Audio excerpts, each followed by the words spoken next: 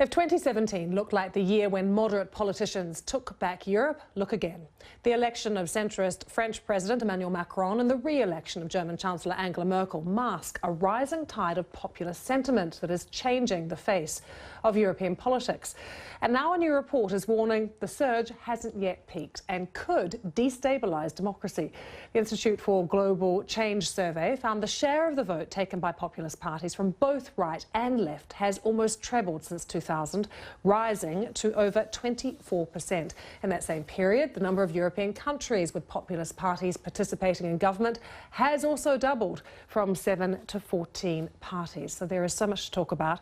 With me is Yascha Mounk, who is a lecturer on government at Harvard University and the report's co-author. Good to have you with us. My pleasure. We often discuss this phrase, populist, and what it actually means. Are people anti-establishment? Are they far right? Are they far left? Are they populist? How do you define a populist party or populist group? Yeah, so the obvious thing is that you can't define populism by a particular policy stance, right? There are populists who are quite left-wing economically. There are ones who are quite right-wing.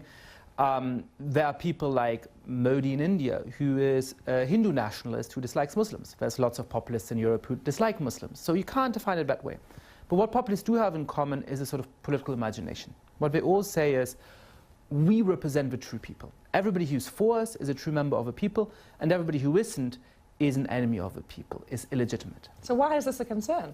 Well, one reason why that's a concern is that it easily leads to saying, well, look, once we're in government, anybody who disagrees with us is illegitimate. And so if a court strikes down a law as unconstitutional, then the judiciary has to be reformed until only the supporters of the government have any power. If media criticize the government, then they're in league with minorities or with foreigners, and they need to have their wings clipped. They need to have their independence taken away. So often these populists, as we're seeing in countries like Poland and Hungary today, start attacking the most basic rules and norms that you need for a liberal democracy to survive.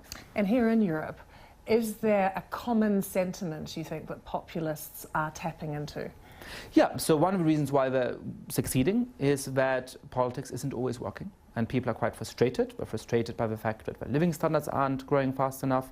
Some of them are frustrated by the cultural change through immigration and the refugees coming in, and so they speak to some very real concerns. The problem is that they often offer false solutions, false promises that don't actually address those concerns when they're in government. Are mainstream parties recognising the danger of this rising tide of populism? Are they doing enough to address it and to try and get these voters particularly back? I think so. I think it's relatively slow. The most important thing now for mainstream parties is not to be parties of a status quo. Too often what it means to be mainstream is to say, we want to keep everything the same, don't go to those crazy people who want to change everything.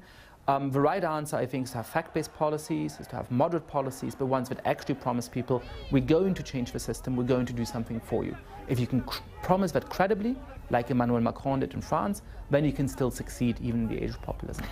Which countries in Europe are having elections this year that you'll be watching closely? I mean, I saw that Italy yesterday announced their election for early March. We're seeing populist parties on the rise there. Do you think that's a concern? I think Italy is certainly the most interesting country to watch in the coming year. They're going to have elections in March, and they have a range of populist parties that are quite strong. The Northern League, a far-right populist party, the Five-Star Movement, which sort of claims to be centrist in a complicated way, is neither left nor right, but also attacks independent institutions, also attacks the media. And if those parties end up in government, it could cause a real problem with the Euro crisis. We could have quite a lot of chaos. Okay, fascinating. Thank you very much for joining us. Thank you so much.